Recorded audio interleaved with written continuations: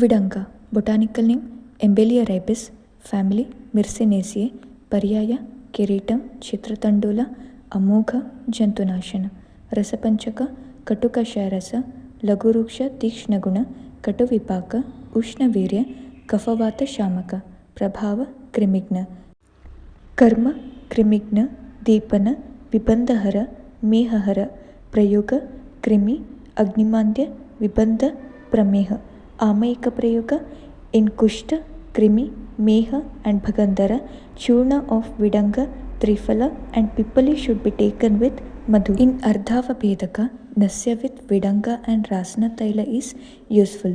Part used phala, moola. Dosage churna 1 to 2 grams. For krimi roga, 10 grams of churna in a single dose to be given. Yoga vidangadi churna, vidangagrata, vidangataila, vidangadi modaka. Thank you.